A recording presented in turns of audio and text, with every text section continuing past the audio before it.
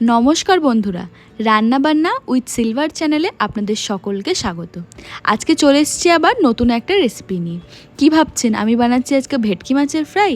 একদমই না, আজকে লোটে মাছের ফ্রাই আপনাদের বানিয়ে দেখাবো। আর চলুন দেখে নিই কী কী মশলা দিয়ে লোটে মাছটাকে মাখলে এর টেস্টটা একদম দ্বিগুণ হবে। তাহলে চলুন রান্নাটা শুরু করি। লোটে মাছটাকে মাছ বরাবর কেটে দুটো ফাঁক করে নিয়েছিলাম, তারপর ওর কাঁটাটাকে কেটে বার করে দিয়েছি। কাঁটাটা যদিও লোটে মাছের নরম হলে খেতে খুব একটা অসুবিধা হয় না, তবুও কাঁটা ছাড়া ফ্রাই বেশি ভালো লাগে, তাই কাঁটাগুলোকে কেটে বার করে দিয়েছি। এবার এটাকে জলটাকে একটু শুকিয়ে নিয়ে বা একটু ভিজে ভিজে ভাবটা কমে গেলে এর মধ্যে এবার মশলা অ্যাড করব। রসুন 2 চামচ দিলাম, আদা বাটা 1 চামচ দিচ্ছি, নুন পরিমাণ মতো দিয়ে দেবেন, ঝাল অনুযায়ী লঙ্কার গুঁড়ো দিয়ে দেবেন, হলুদ গুঁড়ো 1/2 চামচ, কাশ্মীরি লঙ্কার গুঁড়ো 1 চামচ, ধনে গুঁড়ো 1/2 চামচ, জিরে গুঁড়ো 1/2 চামচ, আর একদম অল্প গরম মশলার গুঁড়ো। এইগুলোকে দিয়ে ভালো করে মাছটাকে মেখে নেব।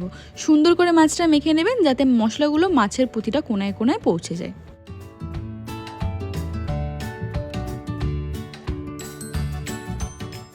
মাছটা মাখা হয়ে গেলে 1 ঘন্টার জন্য রেস্টে রেখে দেবেন। চাইলে নাও রাখতে পারেন, তবুও আধ ঘন্টা থেকে 1 ঘন্টা রেস্টে রাখলে মাছের মধ্যে মশলাটা খুব ভালো করে ঢুকে যায়। চলুন 1 ঘন্টা পর দেখা হচ্ছে।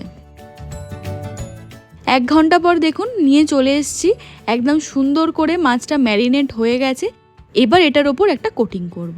ব্রেড ক্রাম্বস নিয়ে নিয়েছি, এর মধ্যে নুন আর গোলমরিচ দিয়ে একটু ব্রেড ক্রাম্বসটা মিলিয়ে নেব।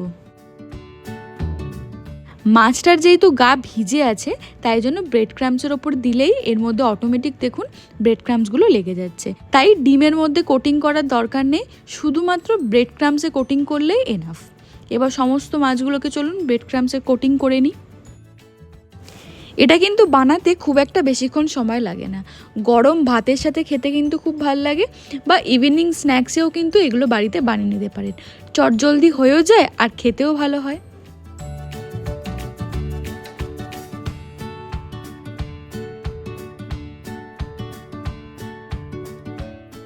সব মাছগুলোর কোটিং রেডি, চলুন এবার তেল গরম করতে বসাই। কড়ার মধ্যে রিফাইন তেল দিয়ে দিয়েছি, তেলটা মিডিয়াম গরম হয়ে গেলে এবার মাছগুলো এক এক করে ছেড়ে দেবো। মাছগুলোকে কিন্তু মচমচে করে ভাজবেন, মানে লাল লাল করে ভাজবেন, তাহলেই কিন্তু মচমচে খেতে হবে।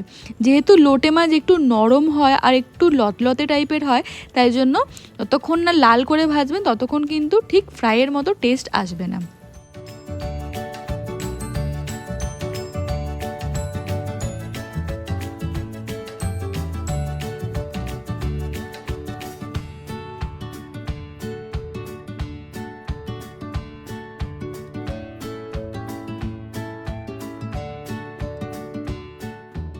দেখুন মাছগুলোর ওপরের কালারটা কিন্তু আস্তে আস্তে ব্রাউনের দিকে হয়ে যাচ্ছে, আমি কিন্তু একদম লাল করে ভেজে নেব।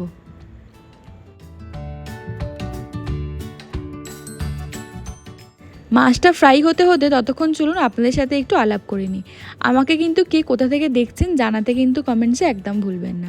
আর আপনারা যদি কোনো নতুন রান্নার ভিডিও আমার থেকে জানতে চান তাহলে অবশ্যই জানাবেন, আমি অবশ্যই চেষ্টা করব সেই ভিডিওটা আপনাদের সাথে শেয়ার করার।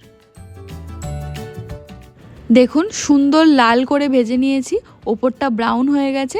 এবার আমি এটাকে তুলে নেব, আর বেশিক্ষণ ভাজবো না।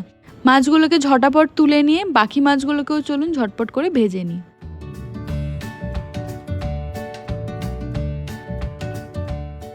সমস্ত মাছ ভাজা আমার রেডি হয়ে গেছে, দেখুন কি সুন্দর দেখতে হয়েছে, আর খেতেও কিন্তু খুব ক্রিস্পি হয়েছিল।